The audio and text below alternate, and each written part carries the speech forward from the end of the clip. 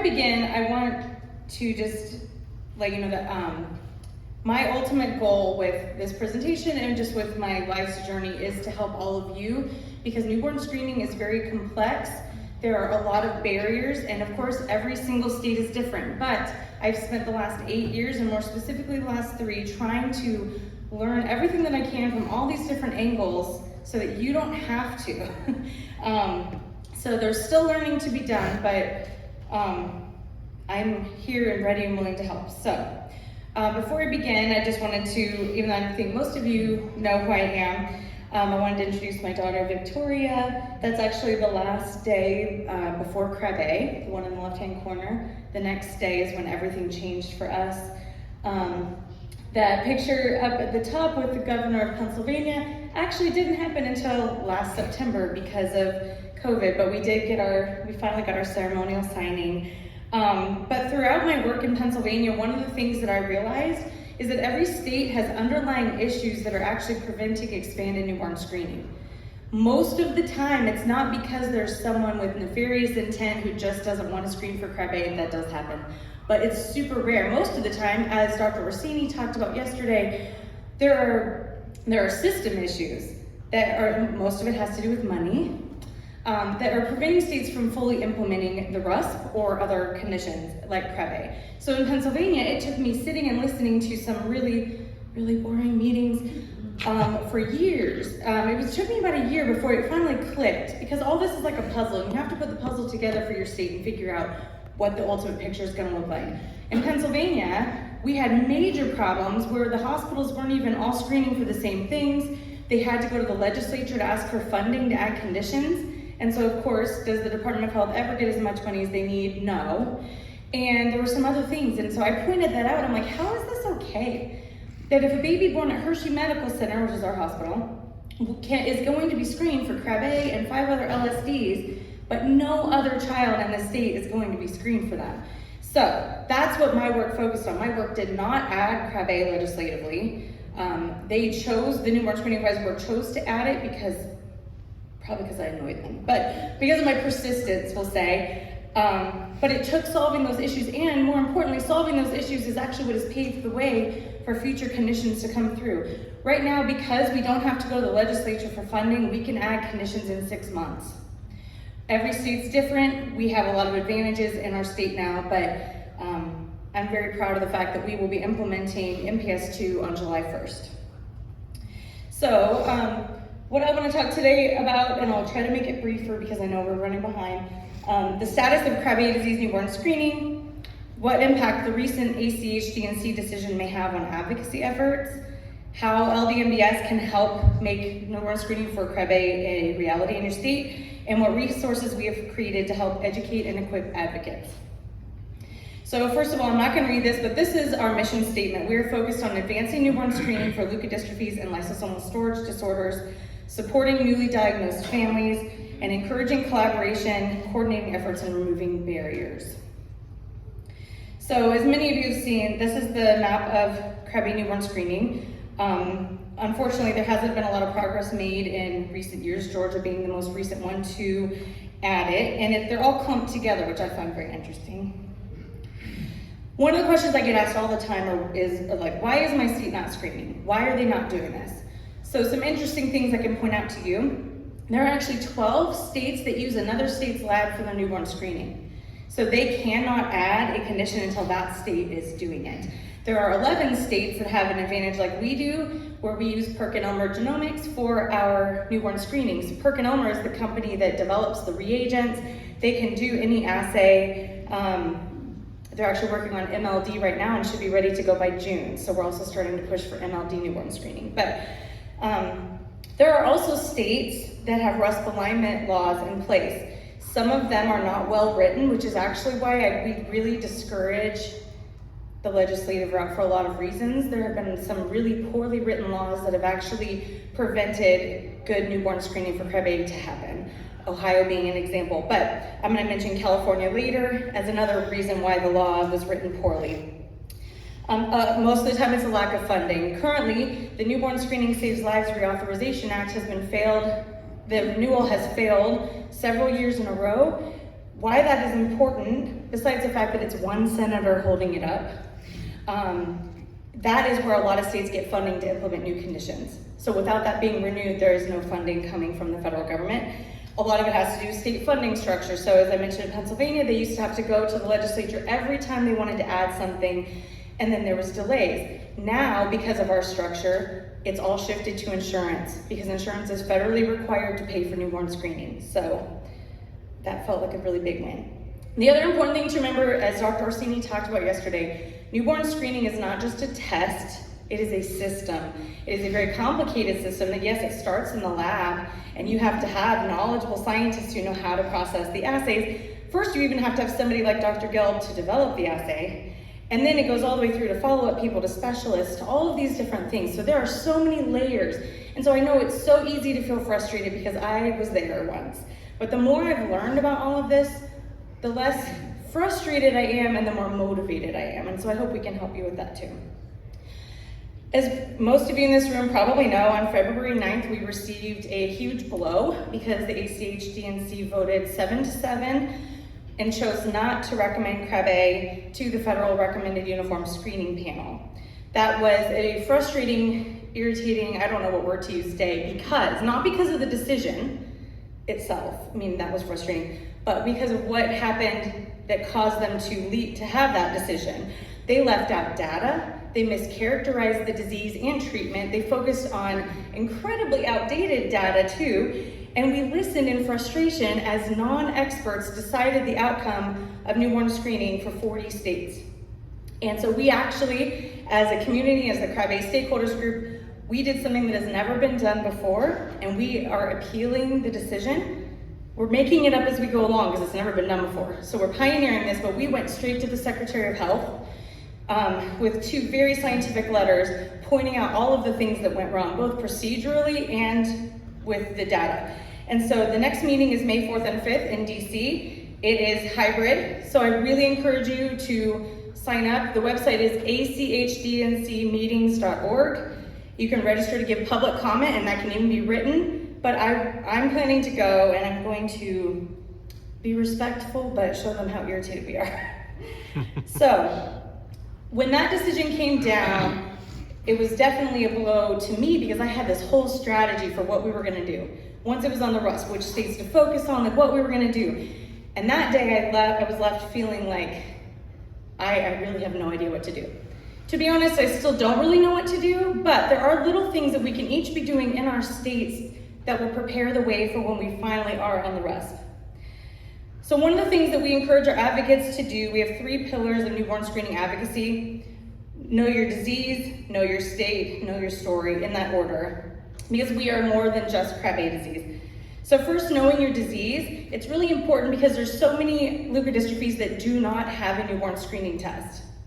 They do not have a treatment, and so really they can't do anything, but ambitious parents in the past have gone through the legislative route and they got newborn screening mandated and there is no test. So that's something that's really important. Obviously with Krabbe disease, we know we have an excellent test. We know we have treatments, so that's easy for us. Knowing your state is something I'm gonna help you with in just a second. That's also really important, like I said, because there's different puzzle pieces that you have to put together to figure out how to make a difference in your state. And then of course, knowing your story, we put last because you all have lived this. We all have lived this. We know our story. Yes, it does take some refining and you have to get your pitch down because not everybody's gonna wanna listen to you talk for 30 minutes. Sometimes they will give you 2 minutes. So we have ways to help you do that. So I had asked Anne which states were gonna be represented here today so that I could give you just a sneak peek of what I mean about knowing your state. But first, I love spreadsheets, by the way, but I know not everybody does. This was my advocacy plan. So the first column where it says Krabbe, obviously active means they're screening. The states below, efforts started. And then there are 3 states that have laws passed. South Carolina actually is actively working on implementing it. Louisiana and New Mexico are not, and I'll talk about that too. After that, I focused on which states have RUSP alignment plans or RUSP alignment laws in place, because in those states, we don't really have to do anything. They have a timeline, usually 2 to 3 years, that they have to implement, so that makes it easy. But then there's a whole bunch of states on the right side, mostly, where we would have a lot of work to do. But look, that cuts out more than half of the states. So we actually are in a good spot. There's a QR code if you want to access my spreadsheet. I love this spreadsheet, but I know, again, not everybody does. And one of the things I've been learning in grad school is that data is meaningless unless people can understand it. So what I work on doing is taking this spreadsheet gives me the landscape of every state. So I can look at this and help you craft a thing based on the things that I know. These are all very important aspects of what can help us get Krabbe to be part of the panel. So here are the states that were represented here, according to Ann. If I have missed any, you can let me know. And then, that formatting did not transfer, sorry. So the ones in pink are the ones that are already screening. So I'm not gonna talk about those because we already have those. But I wanna start with my home state of California as an example. California in 2012 passed basically a RUSP alignment law that was one of the first ones to ever happen. They do not have a newborn screening advisory board because they rely on the ACH-DNC, which is actually not a bad idea. Why duplicate efforts? However, the way that their law is written makes it so that they can only add RUSP conditions. There is no advocacy pathway. So that's one of those ones where parents have said, can't we just legislatively mandate it? We actually can't in California. Florida is actually one of the better states with their RUSP alignment process. They do have an active newborn screening advisory board and actually a really great newborn screening website. It's really impressive. They add conditions within 18 months of RUSP addition. I say limited, when you're gonna see me write limited advocacy pathway and all these, and that's not, limited's not bad. It just means that we have to take a more narrow route to do it. So don't think limited means bad. They do allow for parental input, but mostly they rely on the RUSP. And I happened to hear them present in November about that. Maryland is very similar. They recently added a RUSP alignment law, and so they will add within 2 years of the RUSP. We have many active leukodystrophy families in Maryland who have tried for years. That's why I said limited, because they have tried and tried and tried, and it's been a rough road. Michigan, we have a couple of interesting things to add to that. They do have an active newborn screening advisory board. They are also one of the gene therapy clinical trial sites for Forge, as Dr. Ruiz mentioned earlier. However, Michigan right now is a challenge where we kind of want to stay under the radar because they've had lawsuits recently about dried blood spot usage that were actually based on a lot of misinformation, but because of that, there's this heightened awareness of newborn screening in a negative way. So these parents said, we didn't say you could use our child's dried blood spots for research, even though they did opt in. And so anyway, we have to just be kind of careful in Michigan because of the potential for a crisis. Minnesota, the newborn screening advisory board is actually considering it. They formed a work group last year after Stacy and others submitted the nomination form. There is a treatment center in Minneapolis, so that's a plus. And they have a very active rare disease advisory council with a leukodystrophy mother leading the way. Just heard they're meeting in May or June. Even better. So maybe we'll have an answer this summer about Minnesota. North Carolina recently added NBS 1 in Pompeii, and as was mentioned yesterday, that's important because Krabbe can easily be multiplexed if they're using liquid chromatography mass spec. They can easily add Krabbe in and it barely costs anything. So they also have RUSP alignment law now that will add conditions within 2 years. And then Oregon. Oregon's a little bit of an interesting situation. There have been active families working there for years to solve some of these underlying problems. There is current legislation that would help dramatically because the Wilsons and others were active in getting a newborn screening advisory board established, but what that law failed to do was actually give them any power. And so there's a current bill that I forgot to bring up the note that is actually working to also fix the funding situation in Oregon and to give the advisory board more authority to actually do things. So another really important part about Oregon is that they do the newborn screening for New Mexico. So even though New Mexico has had a law in place to screen for Krabbe for about a decade, I think, they can't do it. And then Rhode Island. So Rhode Island has a newborn screening advisory board. They also have a RUSP alignment law. However, because Rhode Island uses Massachusetts lab, they can't add it until Massachusetts does. So as you can see, that's if you want to see other resources we have. So as you can see, it's very complex. There's so many moving parts, so many pieces to this puzzle, but that is why I'm here. That is why I have devoted so much time and energy, and Brennan has helped by staying home with the kids so that I can go and do things, because I want to help you in your state. So feel free to reach out at any point. We do have tons of resources, and I think I even kept it. Yeah. All right, who's got, we got some questions. Yeah. Please don't make it a hard one. I'm just kidding. Lisa, you mentioned that in the state of Pennsylvania, you were able to get funding strictly through insurance. Correct. It's federally regulated that way. Yes. How easy was that to do, and how would that fall into place for other states? For us in Pennsylvania, it is a unique situation because PerkinElmer does our newborn screening, which they do the screening for 11 states. So for us, we don't have a state health lab that we have to fund. A lot of states have their own lab, which means they have to have their own personnel, their own equipment, and it adds up. Like a mass spectrometer can cost about $500,000. So these are not like little obstacles. So for us, we held stakeholder meetings with the Insurance Federation, the Hospital Association, and we were amazed that the Insurance Federation of Pennsylvania was like, yeah, we're neutral. Like, you want them to be neutral, you do not want them to oppose you. And that's when they said that they were aware of the federal law. So I don't actually know how it would take me talking to people in each state. But it is possible because they are supposed to pay for it. So a lot of states will just wrap it up into the birthing bundle of whatever they build in insurance, and that's how they will take care of it. But that's how we resolved ours. And it would be possible in those 11 states as well. For sure. Maybe Oregon. We could figure it out. On a high note, South Carolina is going to start their under the radar screening for Krabbe disease now, but its official announcement date is May 15th, so we will have another state screening. Yes. I wasn't sure if we were allowed to say that, but you did, so yes. Perfect. Okay, so yes. All right, anyone else have burning questions?